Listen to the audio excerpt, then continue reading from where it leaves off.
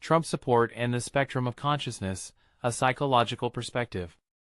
When examining political loyalty, especially in the case of former President Donald Trump, it's essential to look beyond party lines and into the psychological frameworks that shape behavior.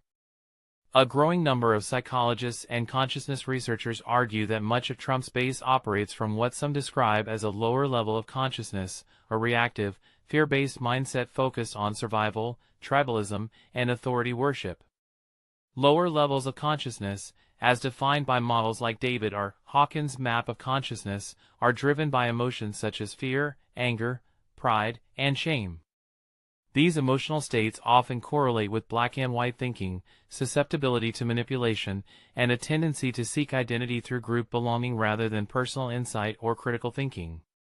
Trump's political messaging frequently appeals to these emotional layers: fear of immigrants, anger at perceived elites, and pride in national identity. This isn't accidental, it's an effective strategy for mobilizing individuals who feel powerless or left behind. The repetition of simple slogans like "Make America Great Again" speaks directly to those seeking safety in nostalgia and certainty.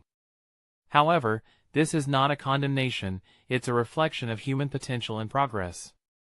People operating from lower consciousness are not doomed to stay there.